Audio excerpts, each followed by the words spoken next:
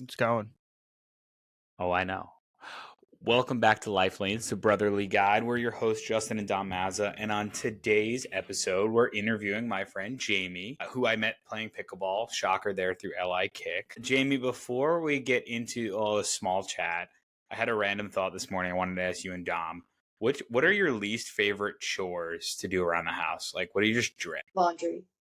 Me, that's what inspired my thought. I was putting up a load of laundry, and it's more about it coming out of the dryer that I'm like, crap, I'm gonna have to fold this later. Correct. I don't mind laundry at all, actually. Wow. Well, you just throw on like a podcast and you just knock it out. It's For easier me- with two people. Well, what I think most chores are easier with two people. Not For me, it's cleaning the bathroom. You know what? I Terrible. thought of that, Dom, just from the disgust factor, but it goes rather quickly, I guess. I mean, I just don't know what tools to use. I don't know what solutions to use. Nothing works. I try to like Google like vinegar solution to clean the shower. None of it works. Oh yeah. Dom's had some shower. I was like, what's going on in your bathroom that you need to Google, like, how to clean it? Do you not clean your shower? Yeah, I do, but like I use like Lysol wipes or something. Well, I don't know. That doesn't work for me. Well, Jamie, thanks for jumping on. Welcome to the pod. Thank you for having me. This is my first ever. First ever podcast. Yep. Us too. So, Dom, I met Jamie playing pickleball and basically invited Jamie and her fiance, Nick, to a bar crawl, which I was hosting. And Jamie, I was very intentional inviting you guys. It was like, these are two people that I know we're going to enjoy. And Lindsay never met. I think Lindsay like kind of vaguely met you maybe at pickleball one time. And I was going to purposely set you up with my fiance. And you guys naturally found each other, which made it way easier. What did you think that we would like have in common? Well, your career path is one thing, obviously, but I don't know. You guys just have similar vibes, like want to talk to you kind of vibes, and very welcoming. I know we talked, the three of us, me, you, and Nick, talked about travel a lot when I first kind of met you. I was like, Lindsay would fit right into this conversation and all these little back and forths we were having. We both were engaged. And this is like, I know we'll get into this a little bit today, but it's nice to find two people who are in similar stages of your life, right? Like you guys have a new house, marriage, all these kind of like stage gates, and we're all the same age, which is very nice as well. So it's an easy blend. I agree. Yeah, you're one of the few people that's also been to Australia. So you're like in a small like cult, right? Because anyone's been to Australia, it's like it's the best place on earth. Right? It's like people never want to go. Good eye. It's Right. a long flight. Yeah. Long. Well, Jimmy, to start, because vaguely know you're a social worker of type. I'm also, my experience with the mental health profession, and Dom is a physician, by the way. So Cool. There's some relation there. But what I really know about mental health comes from my soon-to-be wife and her educating me about the differences and the different paths that you can go. So can you walk me through a little bit about what does your day look like and maybe how does that compare to other people in the profession? Yeah, so I work in more of a unique niche kind of social work. So I work for a partial program, an IOP program, which is a outpatient program for individuals who have gone either inpatient after, maybe being in psychosis, a suicide attempt, just really not functioning in their day-to-day, right? So needing a higher level of care. Maybe they've gone to residential and they've been discharged, and instead of going right back to everyday life, you do a program. So my program runs 3 days a week. I work with anyone ages 18 to 99. The oldest person I've worked with so far, I think, was we had like a 91-year-old lady actually. So that's like a really large spectrum of people. I run 2 groups a day. I do an individual, and then we do like intakes, referrals, any crisis management. So if anyone's having a really hard day, anyone's really in crisis, safety assessments, things of that nature. So they're mostly patients with psychosis or psychotic features? Yes. So anyone who's really struggling with like depression, anxiety, bipolar, schizoaffective, really all of those diagnoses. How do patients, and this is maybe a question to both you guys, so you have someone treating primarily like physical health, right? And then mental health. how do those two parties work together for the betterment of the patient? Yeah, so it really needs to be like a team. And Dom, I think you can speak for like the medical part of it, right? Is that we come from different lenses, right? So like I see a patient and I know that they're really struggling with like everything going on in their environment. And then sometimes doctors see the same complaints and they are like, well, you just need a medication, or you just need to do this, but it's really a combination of both. So my team meets weekly and we discuss every case at length because, sometimes the doctors are missing important information about like family stressors or like an argument that happened or like what we're seeing in group because we see them every day where the doctors see them every week, every other week, depending on the severity. Yeah, and to add another complicated layer of that, it's a lot easier when everything is under one roof. But in my case, say like we're not primary care for some people, but they want to use us adjunctively. So they're like, oh, like I treat you like my primary care, which is all fine and dandy, but like we don't get any progress reports. So like we will never speak to their psychiatrist and they will never speak to us.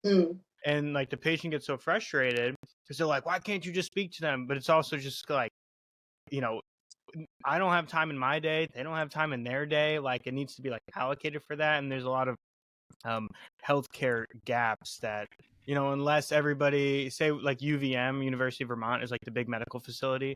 If everything is under the UVM care, then there can be this internal messaging that happens amongst the EHR, the electronic health record.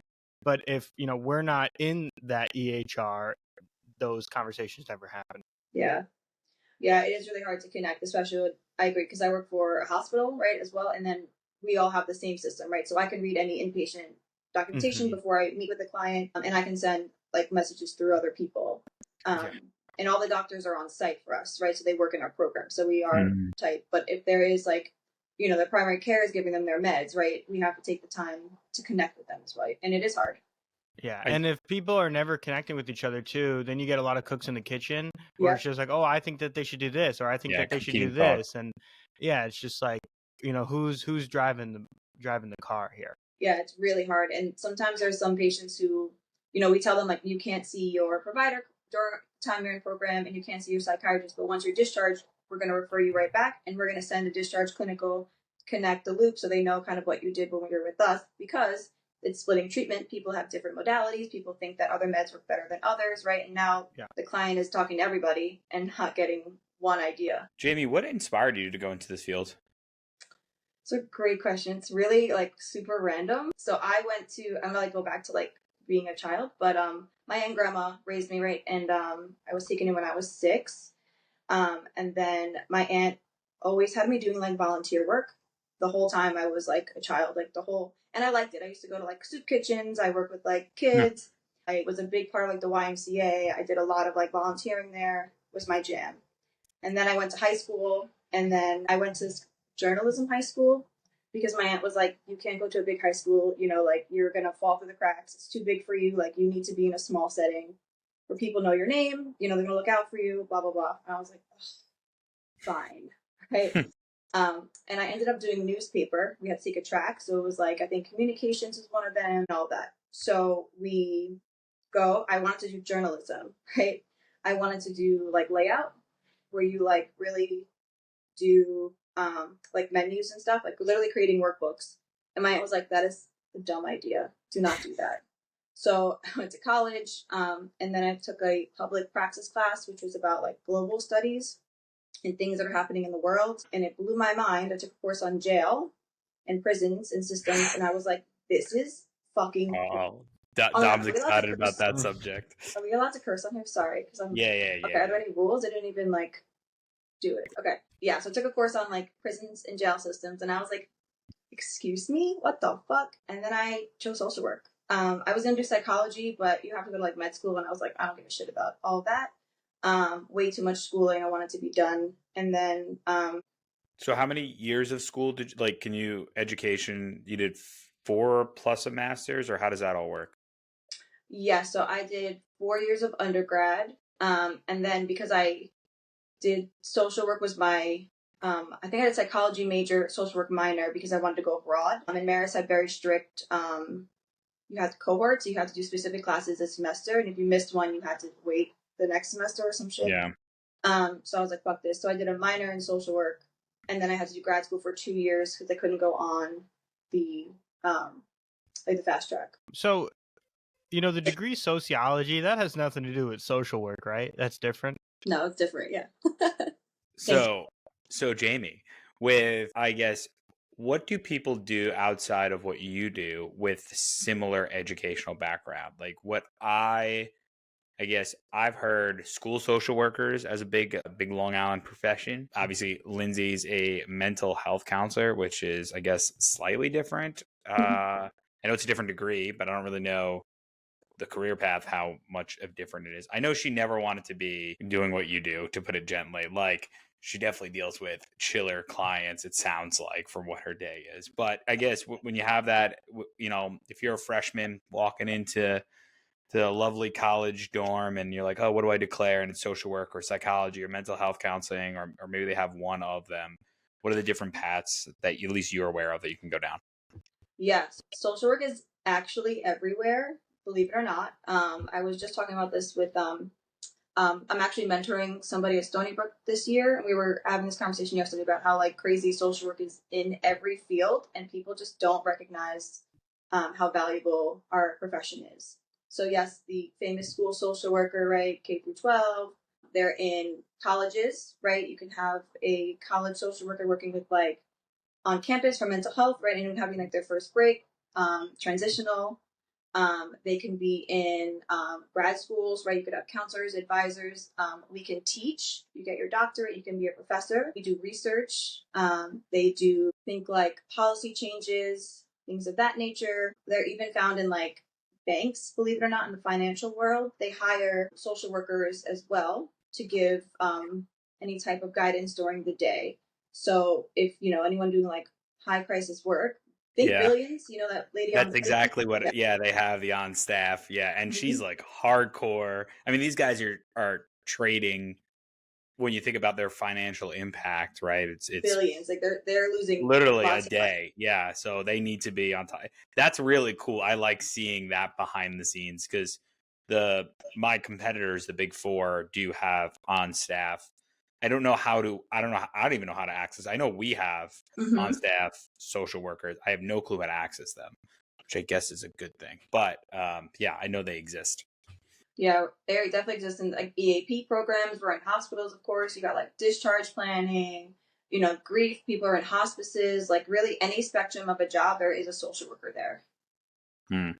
So something we, the podcast is called Life Lanes. We try to add some color on like best practices coming from your perspective on just for like the normal person, right? So it sounds like I guess what are the best ways if I come across someone with either they're mentally ill or they have, was it psychotic or what's the term you guys were using? They're in like psychosis. Psychosis. What does that exactly mean?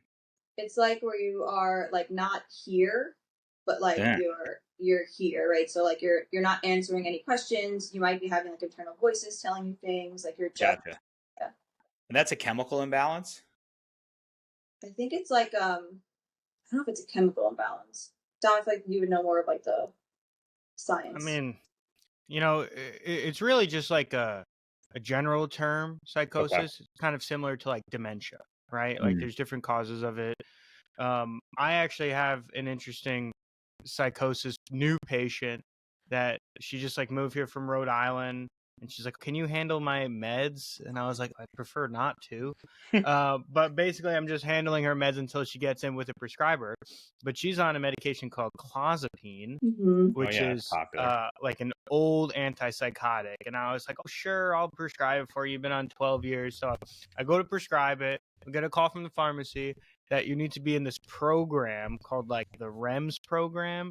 And I was like, what the fuck is this? And then I had to take a bunch of quizzes to show I was clozapine literate. Jeez. And I had to like register as a provider. It was a whole lot of things. And basically it's a very scary medication. But yeah, when I hear psychosis, I think of mostly like auditory and vision hallucinations, things like that, psychotic features.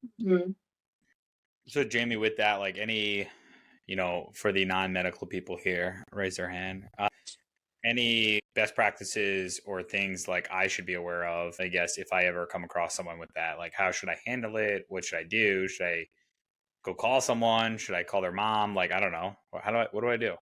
Well, definitely if you know them, right, you should definitely call like someone who also knows them to do a check-in. Clearly, if someone does not look safe, right, you're gonna definitely call like 911 and let them know that there is somebody that is not looking great, and then have EMS come and check on them. There's like mobile crisis is big. They come anywhere there's any crises that is dealing with mental health. But I think the program I work for is we do more like depression, anxiety, bipolar, like borderline personality too. So majority of my work is not with individuals with psychosis. Gotcha. Okay. That's helpful. Yeah, I mean, I'm a huge proponent. I know it's not a little different, but I'm a huge proponent of therapy. I see a therapist every week, which is honestly, and Dom and I have talked about this, I think a little heavy. Like weekly is a lot. I don't have that much going on in my life to weekly, but I guess it's a big like outlet where they don't allow bi-monthly would be every 2 weeks. Bi-weekly. Yeah, it's very confusing to me. Bi-weekly sounds like twice a week, but it's not. You're right. They don't allow me. I think it could be either. See, this is the problem. So, but I do go to therapy. For me, I finally found like a male therapist. For a while, I had female therapists, which was fine, like and great, and for different phases of my life. But to find a male therapist was like a huge. My first therapist ever was a male, much like older. I think he was a psychologist, and it was super helpful. And now I have like the chillest dude who like uses sports metaphors all the time. And it's great. And again, like I literally have barely anything to talk about sometimes. It feels like it's just a place to rant about bullshit and just get it out, which is cool. And it's just, I don't know, it's interesting to think about like therapy and our journeys and like with mental health. Dom, thoughts? Yeah, I agree. I think it's hard to find a therapist, at least in my area. I get a lot of patients come in saying that they want to get a therapist, and I was like, that's great, but we don't have like resources to like get them therapists. Really, the two main resources that we use are psychologytoday.com, which is probably not the best, and then the Vermont Counseling Network, which is kind of similar to psychologytoday.com, but asking a person who's clinically depressed to do all the legwork to try to find a therapist doesn't always work. Where like these are the people that sometimes need like their hand to be held in order to usher them into it. So it's kind of tough. And then you have like BetterHelp, which I've heard mixed reviews about. I had one patient that was doing BetterHelp, and she was like, it was fine, but I just got a new therapist every session. And it's hard to that's crazy. Exactly. That's really crazy, because like part of therapy is establishing that relationship, right? So it's just like, how can I feel comfortable talking to you about my innermost personal struggles, and you're a new person each week? And for me, I'd rather go in person to a therapist. I just like to create that environment rather than doing it from my living room or from my bedroom. I think you just have to find what works best for you. Yeah, I'm Dom. I do it from here, like literally. And I think it's because I work virtually. I'm totally comfortable with having these virtual connections. I'm just used to it now. And honestly, it's pretty convenient. I don't have to go anywhere. Like roll out of bed and take therapy. So yeah, I think pros and cons to both of it. For sure. Do you use your mic during therapy, Justin? Bring this fancy mic out? My microphone's always connected. It's just usually to the side over here. Funny enough, I have been showing it off to my colleagues because a lot of them have had auditory issues. And I'm like, you guys need to get one of these. And I'm like, yeah, really bright. Even though it's not like like Dom's mic is hardcore and really, really sweet. Yeah, it's pretty nice. I think it's called a Roar. Is that sponsor us, Roar? Didn't I get you that? Maybe. So. I know me, Tyler, and Joe all did a podcast, and we all had Roars or Roads. Where is this? I was seeing it on my computer, and I was like, "Where is it on the mic?" That's funny. Jamie, let me chime in real quick. Wait, you ever watch Joe Rogan? Yeah. Well, when he like interrupts people.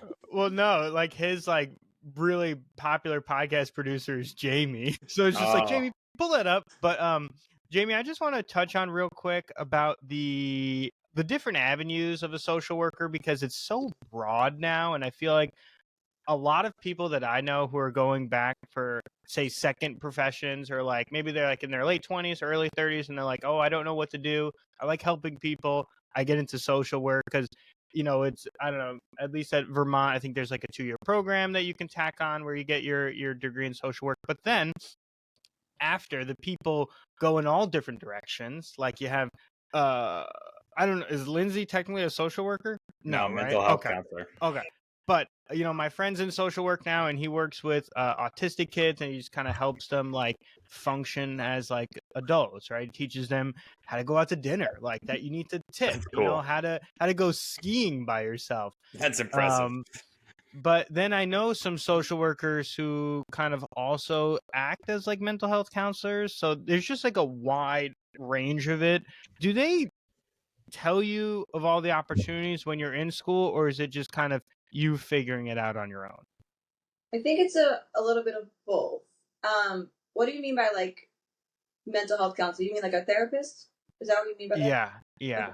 Yeah, so Lindsay works in private practice. So that is a therapy center, right? Do like everything, and they hire everybody. So you can be an LCSW, LMSW, mental health, life coaches, right? That's like kind of very broad. Anyone can do private practice. In school, you're told about like the regular, like you can be in a hospital, you can go the clinic route, you can go the policy route, and the school route, right? And those are really the big four, pun intended, right, of social work. But when you go out in the field and you network and you see where other people are working, you're like, shit, I can do this too. I think your friend is an ABA specialist, right? He works with people on the spectrum. Sounds like it, yeah. Oh, yeah. Okay. Yeah, and that's a big social work job too. That's what Lindsay was doing before. She was working with ABA and getting beat up a little bit, literally. And she's like, okay, this was a good stepping stone to branch into this. Now I'm going to go take clients from home.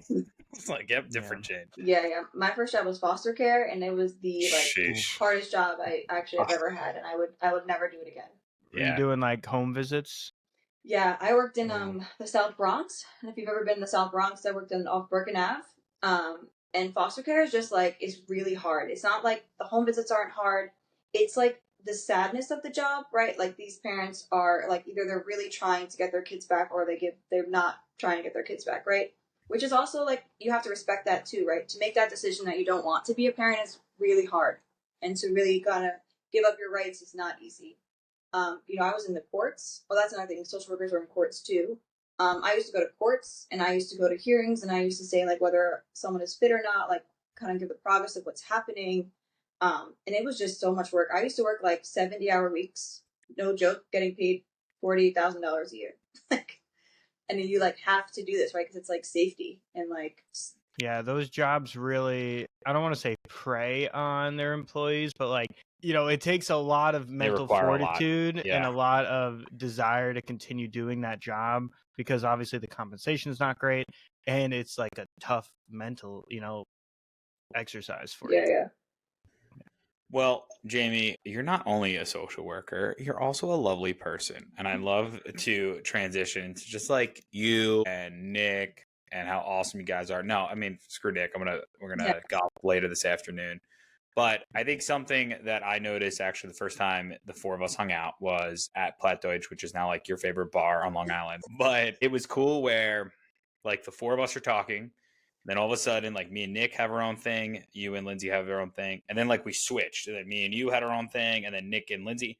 And I'm like, wow, you don't really get that a lot with couples, where you can each go off and do your own thing in a way and connect, right, on some sort of level where it doesn't feel forced. It just felt natural. And I think that's super cool how like the four of us get along. So down where I'm golfing with Nick at 1:00 today, and then we're all going to Dad's pool and chilling, it sounds like, and that's awesome. So I think that's super cool. I just want to throw that out there. And I think something that I envy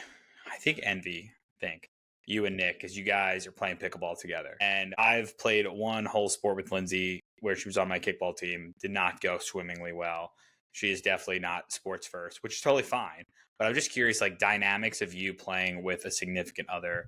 Dom, I'm not sure if you play anything with Jess besides kicking our ass in bocce that one time. That was not fun for us. But just playing like sports with a significant other, I think is a very interesting concept, because I don't think I've really ever done that much. So, do you guys talk about how shitty a pickleball player you guys are in the ride home, or like how does that go? Oh no, Nick and I have a very unique relationship because you're right about that. The thing about us that I think is my favorite characteristic is that we are our own person, right?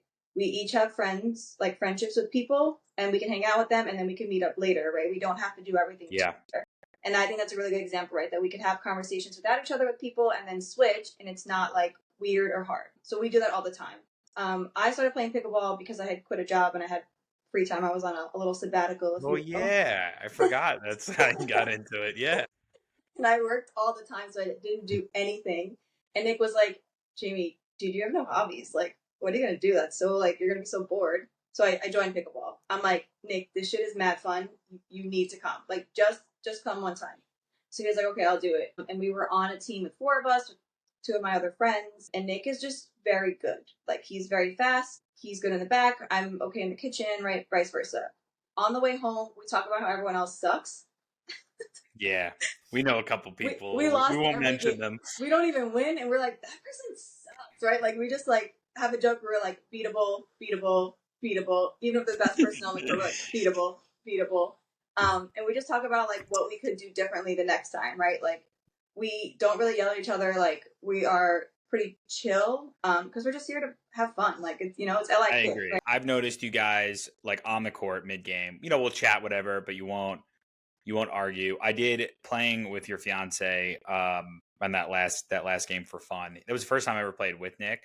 Not only do I think we should go play in tournaments because we played phenomenal, but I did see how he covers more than a traditional guy, and it's because he plays with a woman, which I'm not saying is a good thing, but that's like typical. And he's super lanky, which helps. He can get like around the court really quick. So a couple of them he took and he like apologized to me. He's like, "Oh, I know you were there." I'm like, "Yeah, because we haven't played with each other a lot, right?" And it's just like the dichotomy of that. So it was funny just to talk about that. He's super gangly. Yeah, I call him. You ever watch Practical Jokers?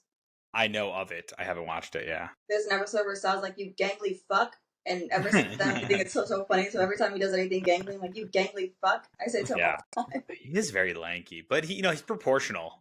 Mhm. So that's good. That's good. Yeah, no, it's cool. It's cool to see you guys do that, and I think like I see other couples play, and it can get pretty intense. And I think a part of it is just you don't want to disappoint your partner, and you just There's also a point like where I even had this playing with my dad, which is a very different relationship, but I would want to give him advice on what to do, where to go. And he responded to it well. Actually, when I played with Mena, he appreciated that. He's like, Justin was telling me where to go, where he needed me. He was like over communicating, which is good. But part of it, it's like you don't want to tell someone to do something because then you come off as, well, I'm so much better, or I'm whatever. Like it's kind of, especially with your partner, I'm sure you don't want to give them criticism. You want to just give them support. Mm-hmm. Yeah, and Mena told me that he was like, he does well with direction. Like if you tell him what to do, he'll totally do it. Yeah, I think Nick and I really only got like yelled at each other once on the court because every time Nick and I ever have an argument because we did not understand what the other person was saying. It's always miscommunication. That's what I say in job interviews. When something goes wrong, miscommunication or communication. Yeah, he had told me to stay back, and I thought he meant like just stay back for whatever. And then this person served it like right up to the kitchen line. And then he was like, dude, why would you not go? And I was like, you told me to stay back. So we were like, I was like, why? Like, what the fuck? But other than that, like we talked about like literally on the ride home, like we were fine, but it was just like, oh, we need to communicate differently. But that's our thing, yeah. That's good. Do you ever see the movie Dodgeball? No. Dom, do you know? Wait, you never seen Dodgeball? I'm not a movie watcher. My fun. No wonder you and Lindsay get along. Yeah, my fun fact is like that I've never seen The Lion King. Or like any Disney movie. That's not fun. I think that's fine, but Jamie, how old are you? I mean, that's prime Dodgeball. That's prime comedy. We're going to have movie nights now, Jamie. So you now have a home, and our job is to educate you on movies. Excellent. But in Dodgeball, there's this bald dude who is kind of nerdy. He's kind of just like an awkward dude. And it comes down to him, and he's like faced with an impossible situation and playing Dodgeball. And he sees something that makes him angry, and he like puts his glasses down. He gets really angry, and it reminds me of Mena when he plays pickleball.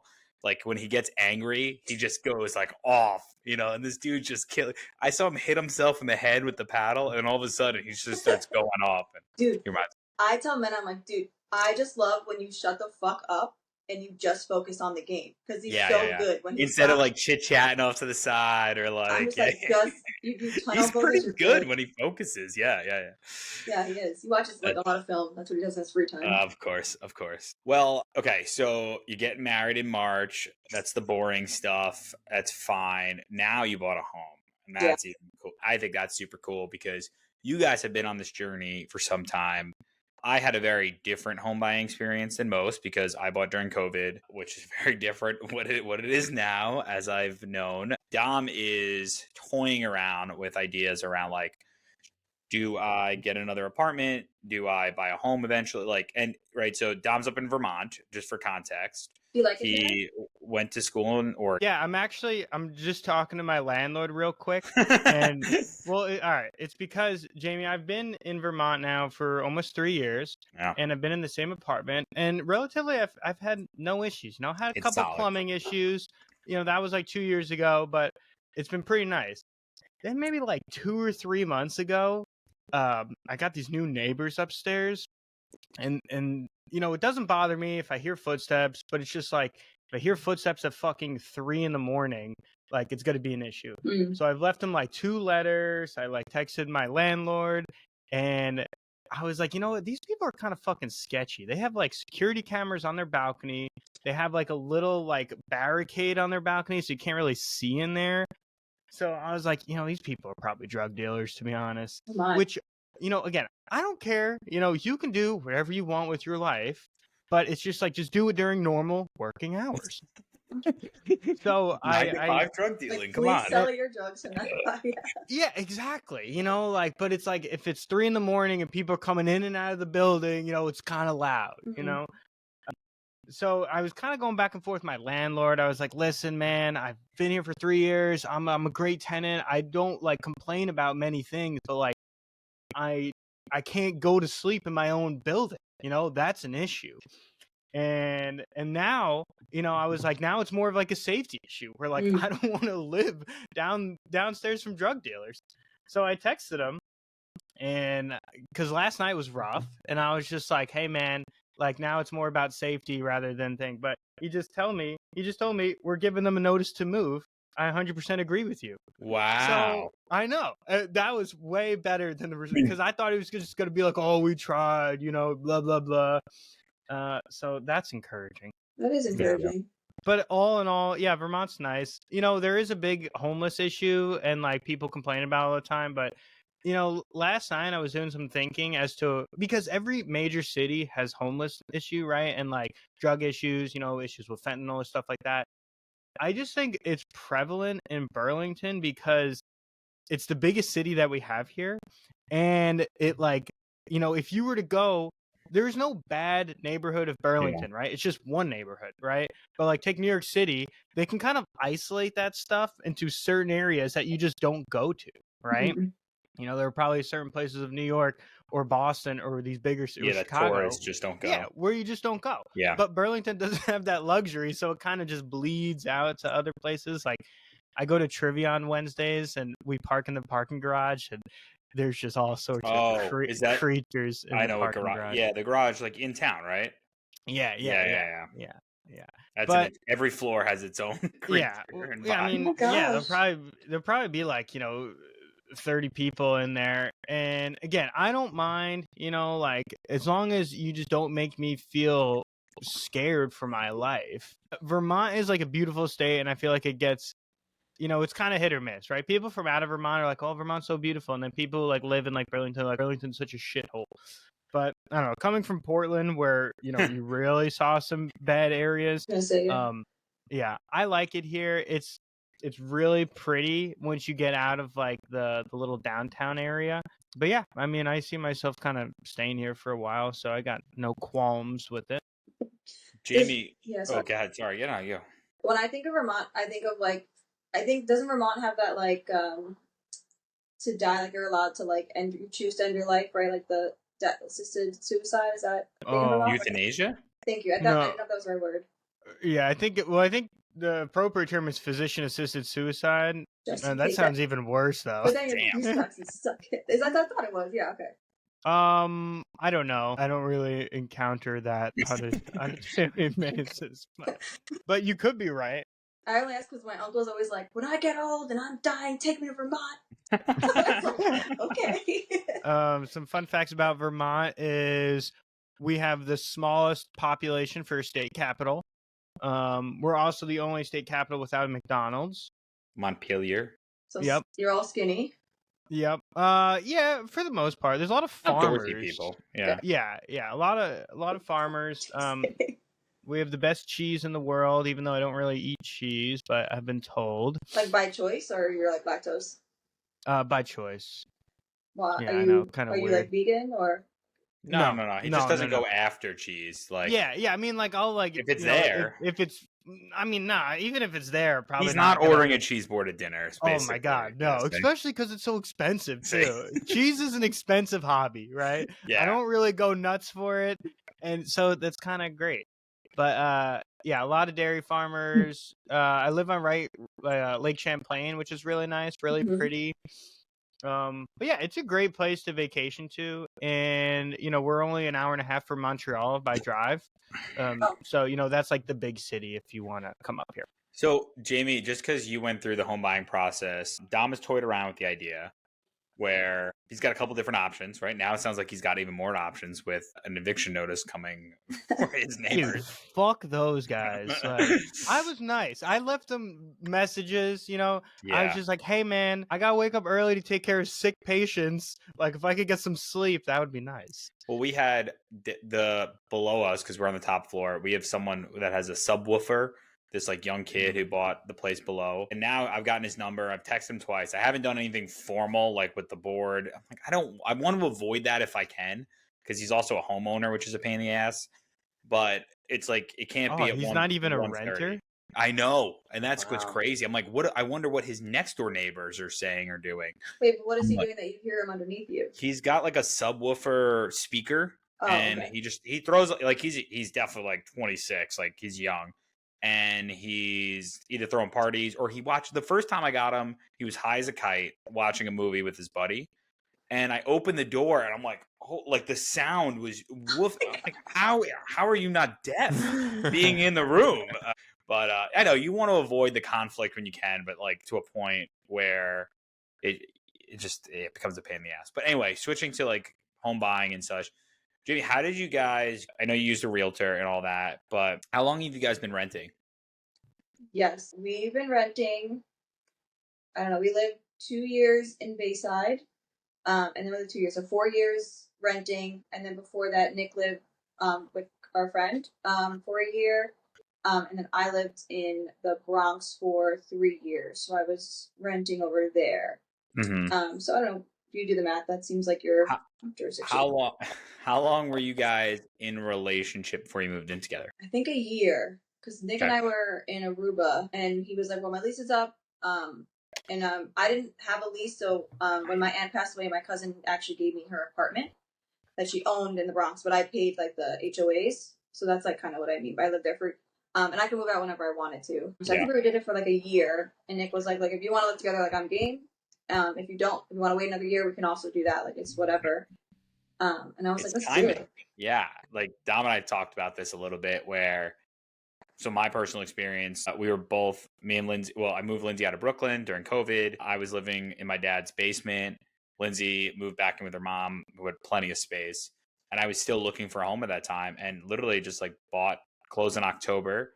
And I never lived by myself in this home. It was just like, when we were only dating for maybe 4 months, 5 months. Granted, it was COVID, so it expedited the relationship a lot because we spent literally every day together on the beach and because we had nothing to do, which was awesome. It was the summer of Lindsay, that's for sure. And it was just timing. I was just like, hey, why don't we just move in together? Like, I'm going to pay the mortgage for one. You might as well, and whatever it is, we figured out like what works for us. But it is a lot about timing.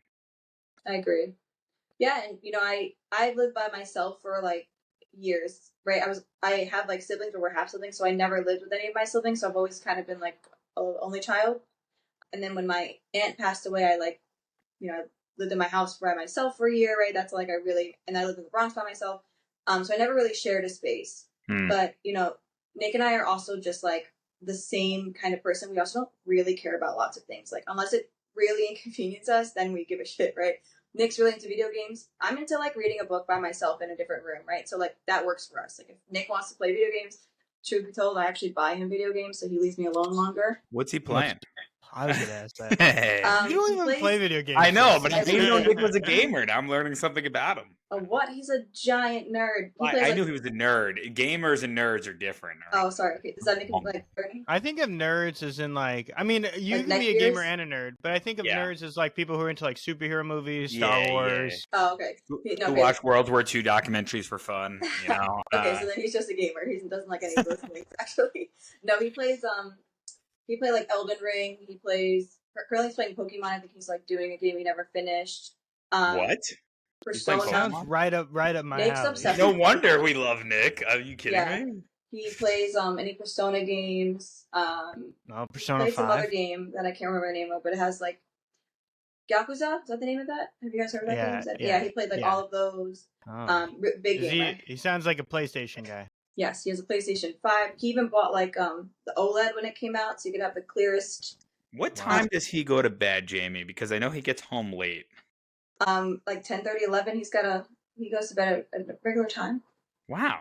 How does he make this time? Because I know he's in the city. The reason I asked is he's got that commute to deal with on the way back and all that shit. Yeah, but he only goes in 3 days a week, so the other 2 days Oh, okay, that okay. he works, and then he's like done with his shift, and then he plays. Bang. And he plays at night. Yeah, he's got a Switch. He's got everything. But I honestly sometimes I buy him games so that I can do what I want to do because Yeah. I like to Yeah, watch TV. perfect. Yeah. You know, I just got back into gaming.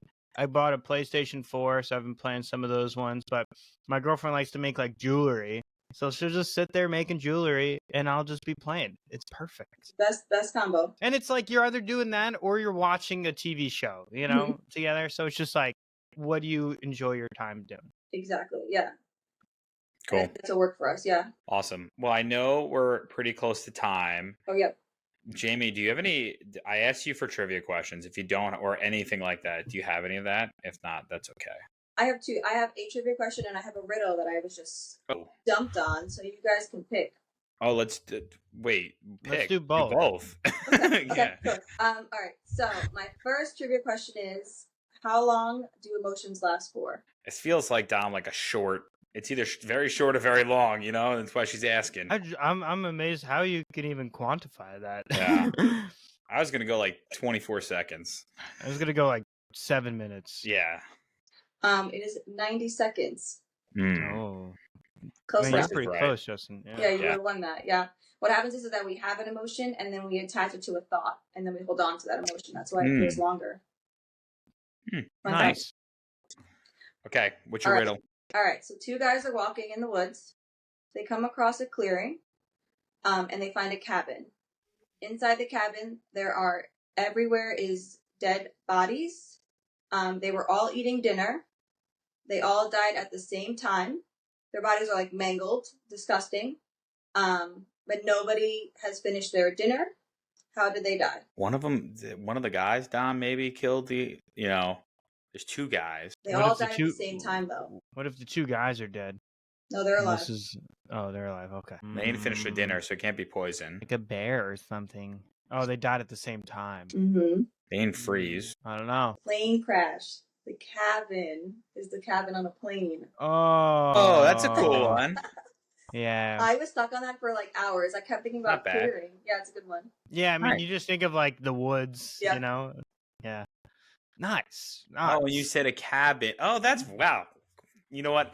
Nah, I really like it. That's I good. should have, I've been playing Connections on the New York Times now. I should have known, Justin, you're a big Codenames guy. You should have Yeah. you should have been on that. Jamie has my code names right I do. now. She brought it to a Dude, party or something. Hey, nobody has played Codenames up here. I've been around so many people, and I'd be like, "Oh, like we should play Codenames." They're like, "Oh, what's that?" I'd be You like, should tell "What do people you mean?" invented it. You'd be famous up there. Well, I mean, Well, I already am. I invented this board game. In all my That's free all time. over Amazon. Yeah. Well, Jamie, thanks for coming on the pod. Appreciate you. No worries, it was fun. Yeah, hopefully I see you later. It sounds like it. Texting Nick right now. Excellent. He does not want a deli